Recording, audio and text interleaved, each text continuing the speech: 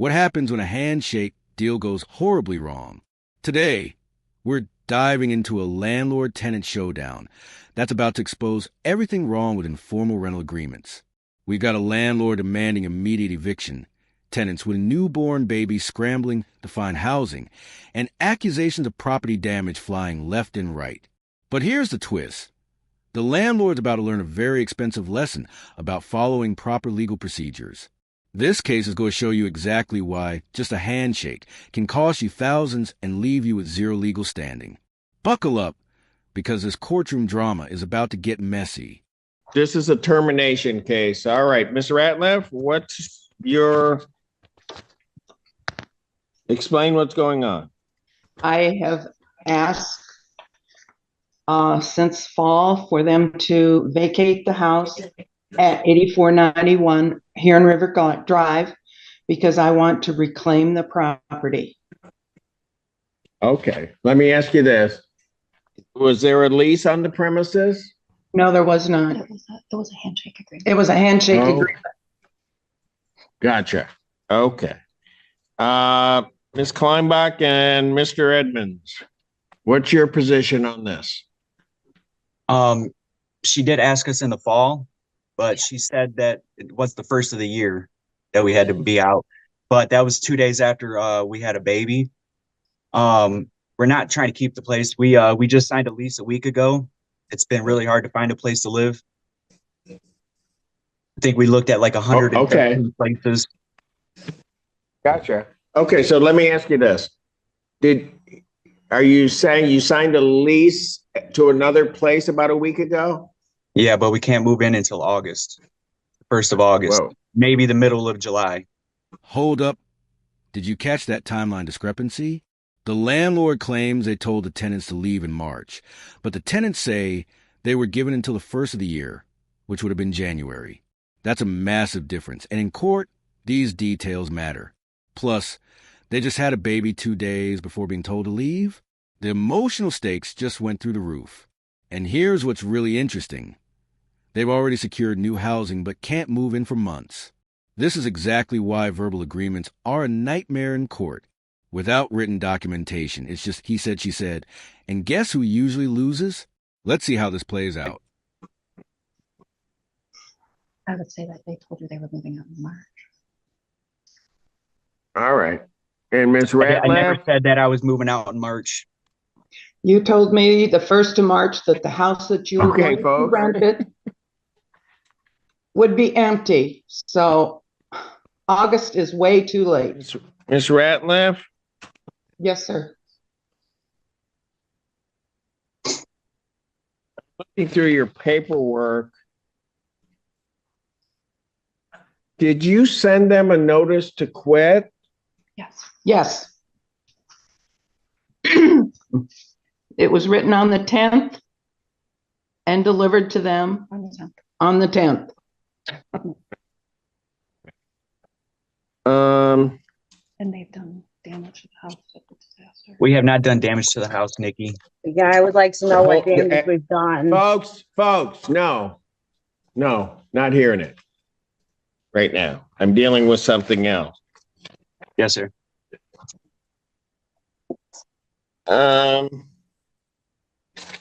Okay.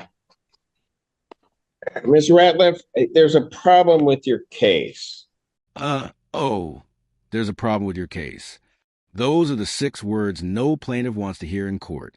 Notice how quickly the judge shut down that property damage argument? That's because he's already spotted a fundamental flaw in the landlord's case.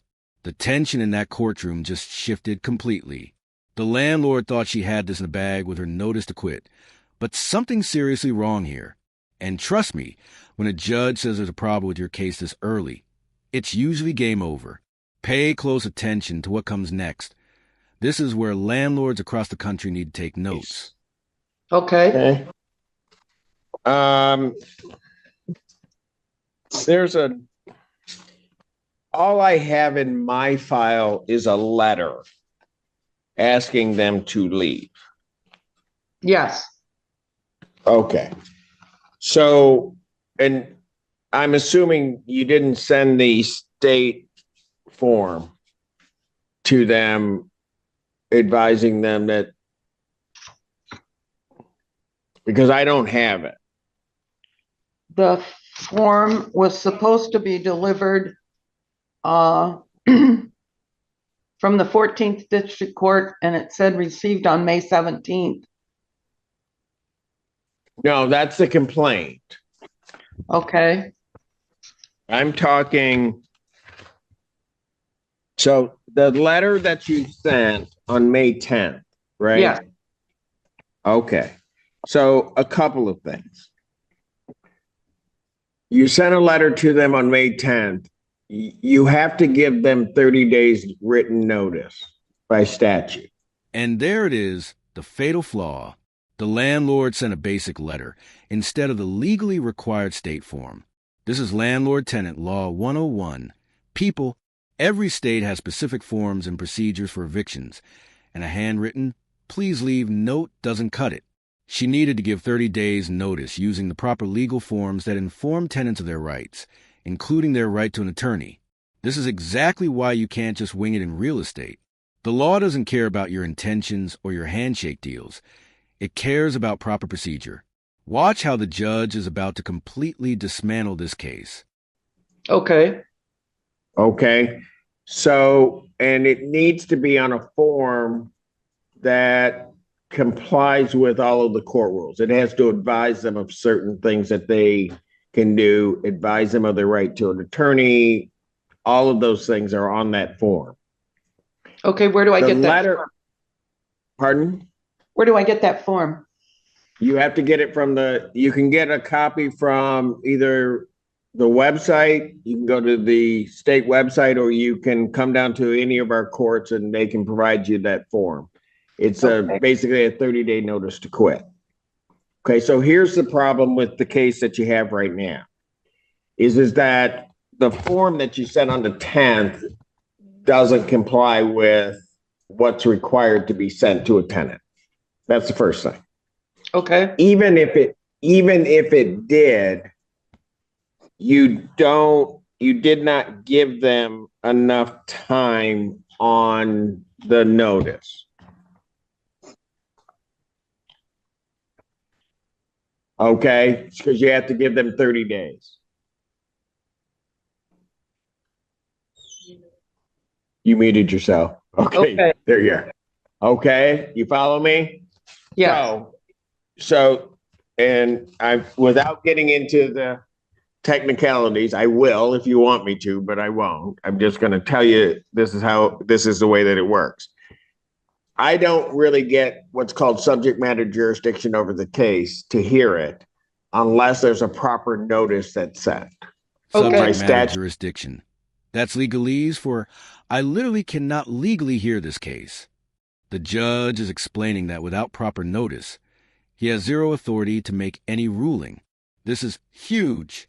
The landlord's entire case just collapsed because of paperwork. She didn't follow the basic legal requirements, and now she has to start from scratch. This is costing her at least another 30-plus days of lost rent, plus court fees, plus whatever damages the tenants might claim, all because she didn't use the right form. If you're a landlord watching this, let this be your wake-up call. Proper documentation isn't optional, it's mandatory. okay, By statute, that's how I get it. If I Okay. don't have subject matter jurisdiction, I can't rule on the case. And so since I can't rule on the case by case law, the only option I have is to dismiss the case. so then I have to go get those forms and file them. And you have to get the forms, get them served. You basically have to start the proceeding again. Okay, But because this was a month-to-month tenancy in effect, you have to give them that month period by statute. okay, Got it? got it. Okay.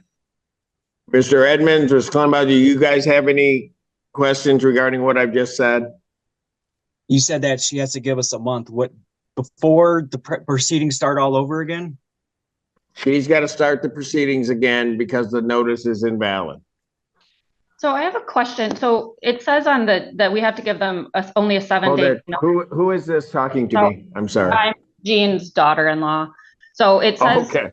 it says in the paperwork on the court website that you can give a 7-day notice if they've can have extensive and continuing physical injury to the property. Now, the daughter-in-law jumps in trying to salvage this disaster by citing the 7-day notice exception for property damage. Smart move, but watch how quickly the judge shuts this down too. Even if you qualify for expedited eviction due to property damage, you still need proper documentation and evidence. You can't just claim damage exists. You need photos, repair estimates, and proper legal forms. Plus, the judge is about to drop another truth bomb about giving legal advice. This family is learning the hard way that Google research doesn't replace actual legal knowledge. The desperation in their voices tells you everything about how badly they mishandled this situation. So the property there's the outside of it, there is stuff everywhere. So Hold on. Okay, so let me explain a couple of things. Yeah. First thing is that has to be filed in a particular way. Okay. The information is correct and can be a 7-day if those are the circumstances. I don't have any proof of that in what I've got here. Okay. That's the first thing. So what do we have to do for that? The second thing is I cannot give you legal advice. No, that's okay. I know that sounds really messed up, but I can't give you legal advice. I can just tell you why I'm ruling on that, but I can't tell you how you should proceed. And I'd suggest that if you have some concerns about that, you may want to consult a lawyer. Okay. It's because we're moving out that the stuff's everywhere. I'm getting rid of stuff. We've been here for 6 years. Sir, I don't know all of that. Yes, sir. I just have paperwork in front of me. You guys can tell me whatever. I just don't know. All I know is I don't have jurisdiction to hear the case. Because the court lacks subject matter jurisdiction, this case is dismissed. Thank you. Case dismissed. And there you have it. A masterclass in how not to evict a tenant. This landlord just learned a $3,000 plus lesson about why handshake deals and DIY evictions don't work. The tenants get to stay rent-free for at least another month, while the landlord has to start the entire process over with proper forms, proper notice, and proper evidence. The irony? The property damage was just moving boxes because the tenants were actually trying to leave. This case perfectly illustrates why property law exists, to protect both landlords and tenants from exactly this kind of mess. The judge couldn't have been clearer. No proper notice equals no case, period. If you found this legal breakdown as fascinating as we did, make sure to hit that like button.